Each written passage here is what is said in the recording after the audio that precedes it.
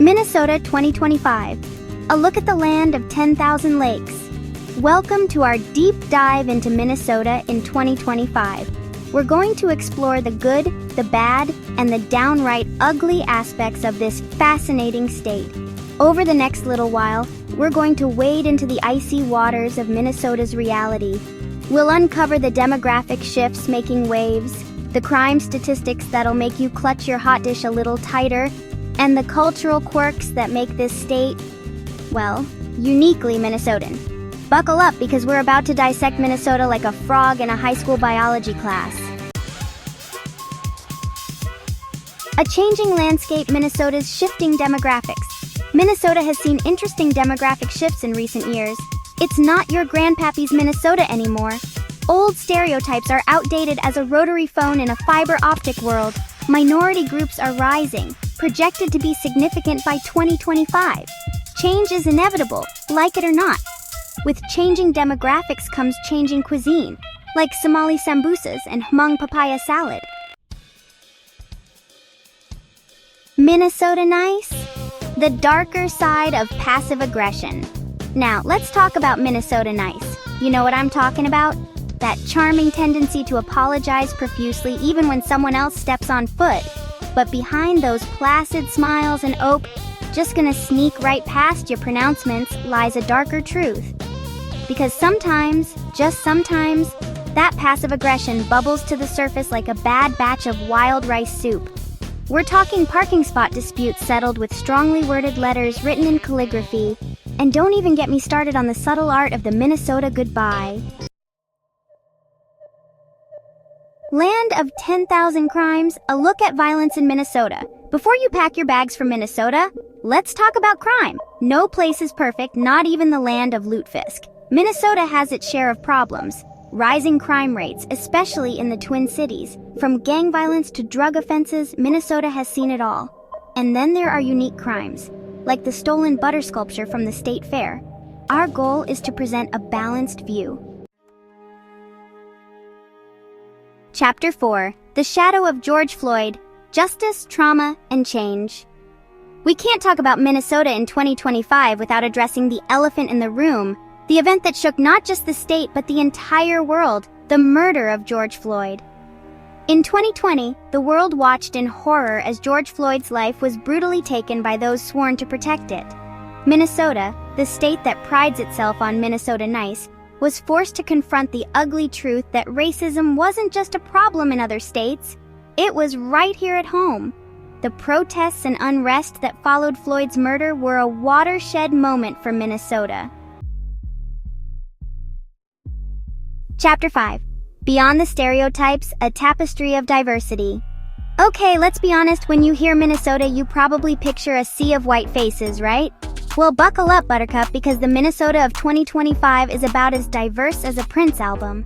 From the Somali communities in Minneapolis to the Hmong populations in St. Paul, Minnesota is a melting pot of traditions, languages, and yes, even cuisines. The Somali community, numbering over 70,000, has a rich history in Minnesota, contributing significantly to the local economy and culture. Notable figures like Ilhan Omar, the first Somali American elected to Congress, have made waves on the national stage.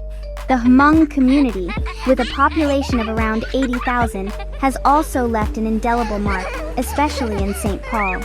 Their contributions range from agriculture to education, with leaders like Dr. Yang Dao, a prominent Hmong scholar, paving the way. This diversity isn't just some feel-good statistic. It's woven into the very fabric of the state, shaping its culture, its economy, and its future. Chapter 6. Concrete Jungles, Minnesota's Biggest Cities.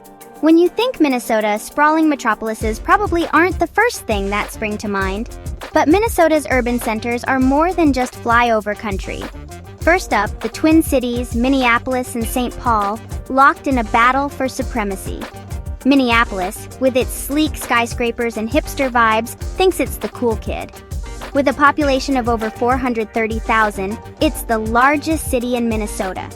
Key attractions include the Walker Art Center and the Minneapolis Institute of Art. Economically, it's a hub for finance, commerce, and healthcare. However, it also faces challenges, with a homicide rate of 17.1 per 100,000 residents in recent years.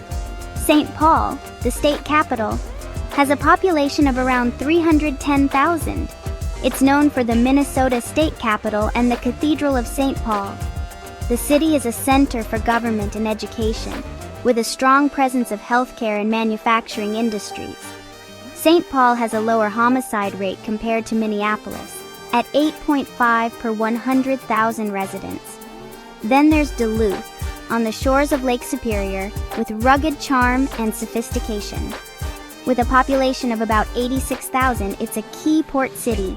Attractions include Canal Park and the Great Lakes Aquarium.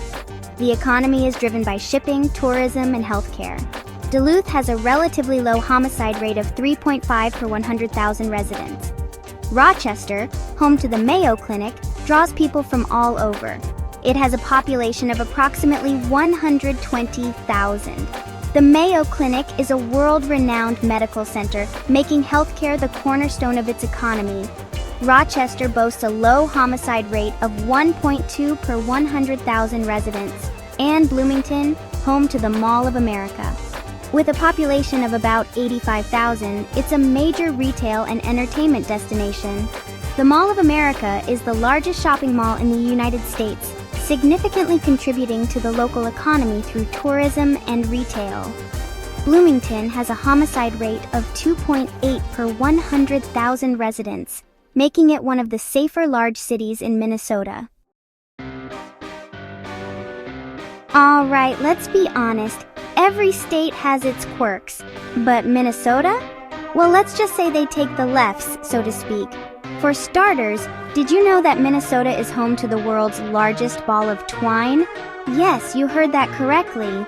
And if that's not weird enough for you, how about the fact that Minnesota has more miles of underground tunnels than any other state?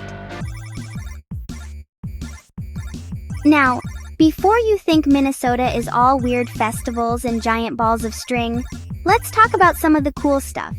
For starters, did you know that Minnesota is home to more than 10,000 lakes? And no, I don't mean ponds you could chuck a rock across. And speaking of water, Minnesota is also the birthplace of the Mississippi River, which starts as a humble stream up north and eventually winds its way all the way down to the Gulf of Mexico. From the rugged shores of Lake Superior to the towering pines of the Northwoods, Minnesota is a nature lover's paradise. All right, let's talk about a subject near and dear to the hearts of many Minnesotans: football, specifically the Minnesota Vikings. Now, I'm not saying that Minnesotans are obsessed with their football team, but let's just say that on game day, the entire state turns a very specific shade of purple. We're talking face paint, foam fingers, and enough team paraphernalia to outfit a small army. And the best part? The Vikings haven't even won a Super Bowl. Don't worry, I'm sure they'll get there eventually. Now, while football might be king in Minnesota, basketball holds a special place in the state's heart as well. From the high school gyms to the professional courts, basketball is more than just a game in Minnesota. It's a way of life. And then there's the Minnesota Lynx, the WNBA team that's consistently dominated the league, proving that women can ball just as hard as the men. Basketball in Minnesota is a community affair, bringing people together from all walks of life. Now let's address the issue of violence in Minnesota, specifically homicide rates. Look, no place is immune to crime, but it's important to look at the data and understand the context. While Minnesota has seen an uptick in violent crime in recent years, its homicide rate is still relatively low compared to other states. The top 5 cities with the highest homicide rates in Minnesota are Minneapolis, St. Paul, Rochester, Duluth, and Bloomington. It's crucial to address the root causes of violence such as poverty, inequality, and access to education. All right, let's talk about the Twin Cities, shall we? Minneapolis and St. Paul, 2 cities forever linked by geography and a healthy dose of sibling rivalry. Minneapolis, with its sleek skyscrapers and thriving arts scene, likes to think of itself as the cooler, more sophisticated twin. St. Paul, on the other hand, with its historic architecture and charming neighborhoods, exudes a more laid-back, down-to-earth vibe. But let's be honest, they're both pretty great, and together they make up one of the most vibrant and livable metropolitan areas in the country. Alright, let's be honest, being a Minnesota Timberwolves fan hasn't always been easy. Years of mediocrity, punctuated by the occasional glimmer of hope, will do that to a fan base. But through it all, the Timberwolves have remained a source of pride for Minnesota. And hey, with a little luck, and maybe a few savvy trades, the Timberwolves could be poised for greatness in the years to come. Now, you might be thinking, okay, John, but why should I care about Minnesota? And that's a fair question. After all, it's not like Minnesota is the center of the universe or anything. But here's the thing, Minnesota might be a small state, but it punches above its weight. From its contributions to the arts and culture to its role in shaping national policy, Minnesota matters. From its pristine lakes to its vast forests, Minnesota is a treasure that deserves to be protected. Now, it's time to highlight the incredible achievements and contributions of Black individuals in Minnesota. From politics to the arts, Black Minnesotans have made their mark on the state and beyond. We're talking about trailblazers like Josie Johnson, a civil rights activist who helped pass landmark legislation in Minnesota, and Sharon Sales Belton, the first Black and first female mayor of Minneapolis. Finally, let's talk about Minnesota's unique position as a border state, sandwiched between Canada to the north and Wisconsin to the east. Now, I know what you're thinking. Canada? Really? What's so interesting about Canada? Well, for starters, they've got universal healthcare, which is more than I can say for the United States. But beyond that, Minnesota and Canada share a long and storied history, from fur trading to hockey rivalries. And then there's Wisconsin, Minnesota's neighbor to the east, and let's be honest, its eternal rival. So, there you have it, Minnesota in 2025, a state of contradictions, complexities, and yes, even a few surprises. It's a state grappling with its past, embracing its present, and looking ahead to the future. Thanks for joining us on this journey through Minnesota in 2025.